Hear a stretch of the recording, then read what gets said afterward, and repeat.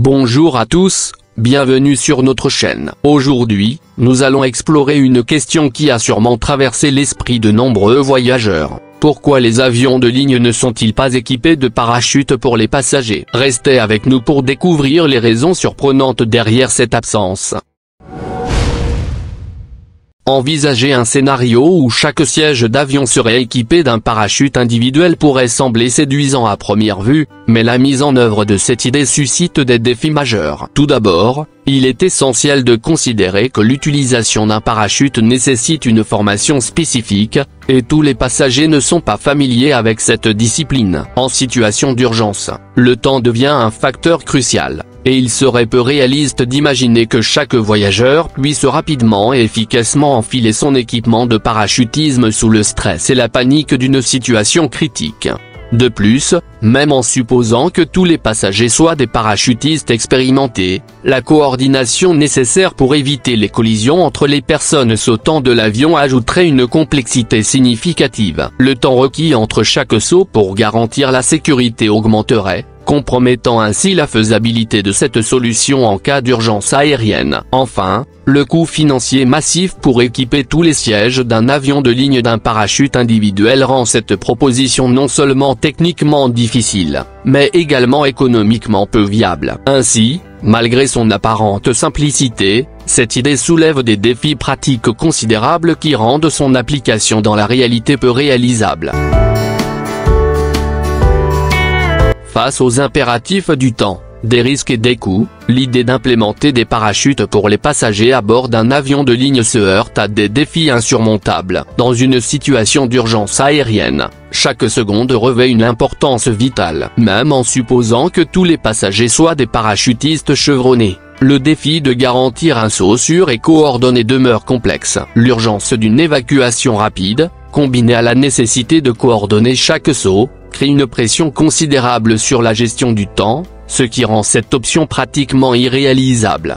De surcroît, l'éventualité de collision entre parachutistes pendant l'évacuation constitue un risque significatif. Imaginons un scénario où chaque passager doit sauter successivement pour éviter tout impact entre eux. Même dans des conditions idéales, cette coordination impliquerait un intervalle de temps entre chaque saut, un luxe que l'urgence d'une situation critique ne peut offrir. Cette contrainte de temps et de coordination aggrave la complexité déjà présente, exposant les passagers à des risques accrus plutôt qu'à une solution de sauvetage efficace. De plus, les coûts financiers associés à l'équipement de tous les sièges d'un avion de ligne avec des parachutes individuels sont exorbitants. Les parachutes de qualité aéronautique ont un coût substantiel, variant entre 5 000 et 6 000 euros chacun. Multiplié par le nombre de sièges à bord, cette dépense s'élèverait à des sommes astronomiques. Considérant les marges bénéficiaires serrées de l'industrie aéronautique et les impératifs économiques, cette proposition devient non seulement irréaliste mais également économiquement non viable.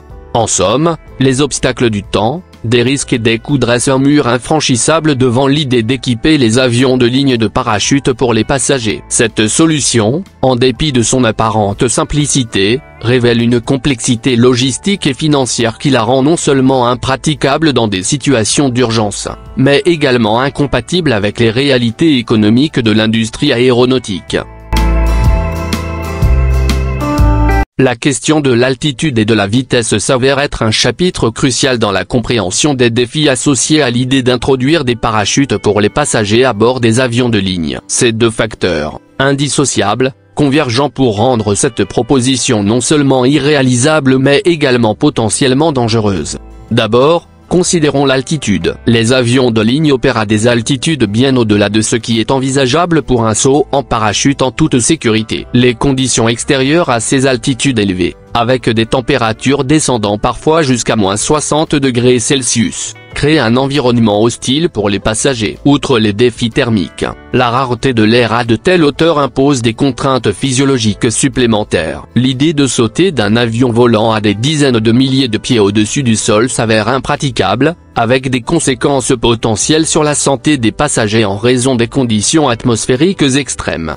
Ensuite, la vitesse de croisière élevée des avions de ligne constitue un autre obstacle insurmontable. Atteignant environ 800 km/h, cette vélocité empêche toute tentative de saut horizontal en toute sécurité. Les passagers se lançant dans le vide à une telle vitesse seraient soumis à des forces aérodynamiques intenses, compromettant gravement leur sécurité. Les contraintes physiques résultantes pourraient conduire à une perte de connaissance, rendant le saut en parachute non seulement inefficace, mais également extrêmement risqué pour la vie des passagers.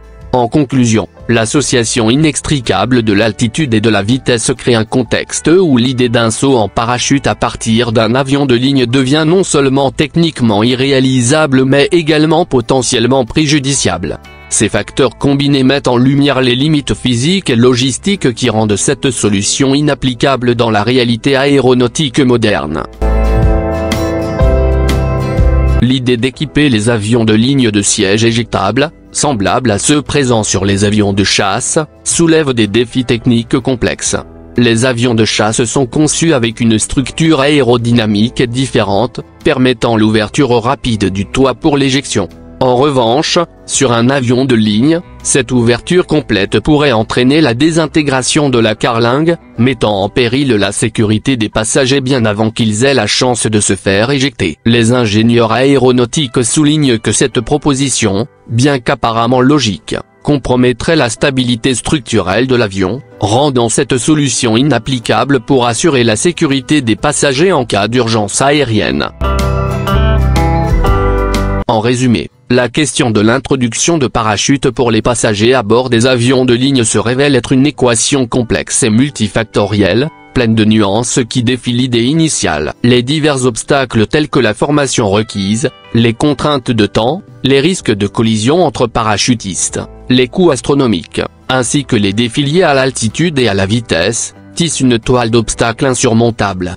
D'une part, la complexité logistique d'assurer une coordination efficace entre des passagers en situation de panique, tous devenant parachutistes dans l'urgence, représente un défi majeur. La nécessité d'une synchronisation précise pour éviter des collisions aériennes entre les personnes sautant crée une complexité opérationnelle qui s'avère difficile, voire impossible, à réaliser en cas d'urgence réelle.